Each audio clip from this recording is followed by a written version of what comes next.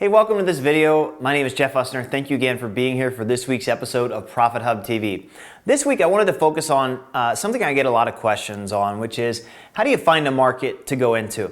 In other words, people just don't even know where to start. You may not know where to start. I don't know where you're at in your business. You may already have an established business, but what I want to do over the next few weeks and months is actually just pick random markets, random niches, go into them and actually show you what I'm doing, and so that you could duplicate that in any market that you're going into to build lists, to make your first dollar, make your first $100, whatever it is. But we're going to go into different markets.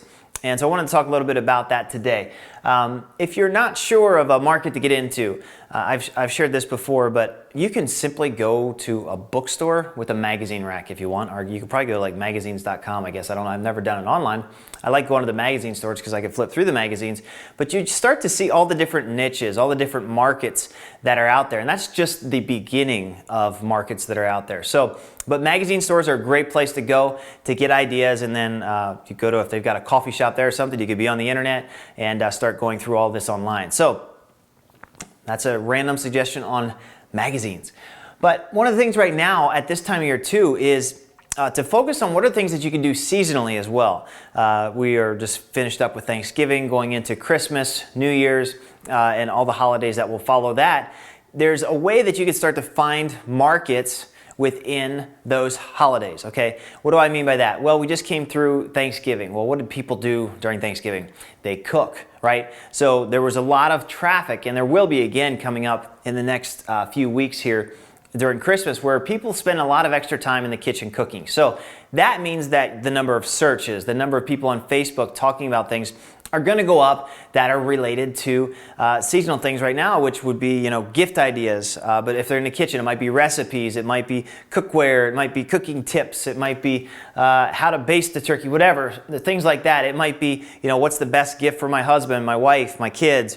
Those types of things. You can start to get really crazy with a lot of traffic that is on the internet right now that's usually very inexpensive, because a lot of times people don't target seasonal traffic. So you're able to get in there and build that out. And if you wanted to, you could actually build a website that's all around different seasons or different things that happen throughout the year, and then just target traffic to that site during the certain times of year. Like Valentine's Day is a huge day on the internet as well. So that's one of the things I want to talk to you. And if you have a traditional business as well, I wanted to talk about, give people an opportunity to buy from you right now. It's the holidays. It's December here I don't know when you're watching this video, but when we're making it, it's December. So people are spending money right now. They're spending more money than they normally would, and their buyer tolerance as far as going out and buying is much higher right now. So be sure to be giving offers to your team, to start promoting, to start using, whether, you see it if you watch TV, if you're on the internet. I keep pointing down here, I'm going to be on my computer here in a second, but you see lots of seasonal offers, and obviously they're working because people are doing them over and over and over, and you should be doing the same thing in your business. So that's one thing I wanted to talk about right now. Look at seasons, look at what different offers you can do, what different needs, and then really what I wanted to focus today is on niches, is what I call it, but it has to do with finding your market. What is the market that you're going to go into? What is the market? Like, you might go through Profit Hub. You might have been through Reverse Online Profits, and you're still like, I don't know where to start. Well, first I'd go back and review the Profit Hub launch videos, where we have a video there where we go through showing, how I use Compete and how I reverse engineer and things like that. But if you don't know anything, right? I just sat on my computer the other night and came up with a ton of ideas, actually within just a few hours of being on the computer, just spending time going around the different websites. So one of the best ways to find research, we have Matt, who's behind the camera here, happens to be getting married here shortly. So I typed in the word wedding into Google, right? Do I know anything about weddings? No. Have I been married? Am I married? Yes. But I still don't know anything about weddings. I start to type it into Google. And if you do this, you can go to Google and start typing in the word wedding, and you'll see things like wedding dresses, wedding rings, wedding cakes, wedding invitations start to pop up. A lot of different, wedding anniversary, mine's coming up, 10 years. Wedding accessories, wedding albums. You find a lot of different, weddings is a big market, but you can actually build a lot of traffic within just one niche of the wedding market. So for example, I went to a site called weddingwire.com, which I found on Google, and it talks about all the different things with weddings. How to invite guests, how to make invitations, seating arrangements, Photo albums, couples we know, vendors they've got here, events, dresses, wedding dresses, bridesmaid dresses. Matt, does any of this sound familiar? Yes. Jewelry, favors, the flowers, wedding songs, mother-son songs. What other songs are there? I don't know, wedding, getting down songs, whatever. That's not what I meant, but yes, those two. Your honeymoon, right? Destination weddings is another thing. Honeymoon, where are you going to go on your wedding? So this is within one market. And how would I know what to do within this market? Well, I can go and spend some time, Google, just type in the word wedding, for example, in this case, and I start to see who's out in that marketplace. I can go look at this. I know this Wedding Wire site has close to 1 million people a month coming to their website. That actually got me interested. We're actually going to be going and doing a 30-day challenge over the next 30 days, and I believe one of the markets I'm going to go into is weddings. And you're going to see me start to build out websites, build out traffic within the wedding market.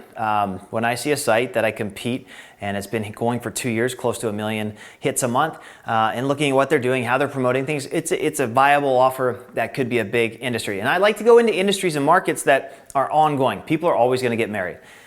They're always going to get married. So that brings up another point. People are always going to get divorced.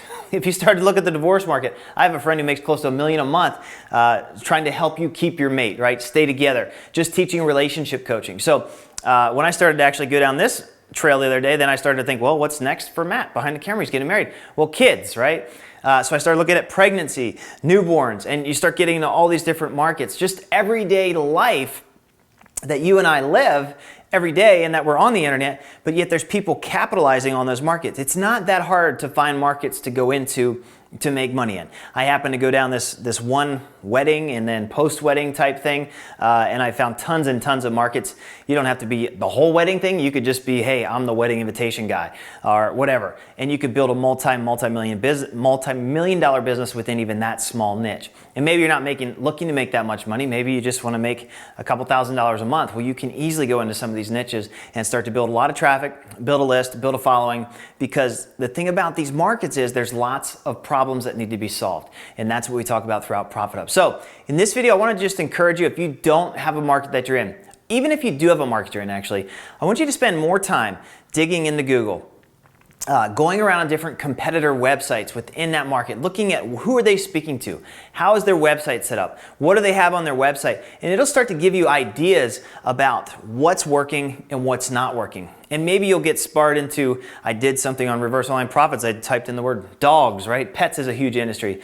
And I started typing in dog, then I went to dog clothes, I went to dog sports clothes. I mean, you can have a lot of fun doing this and finding huge markets to go into. So I wanted to encourage you in this week's video, if you don't have a market, let's find one that you're going to go into.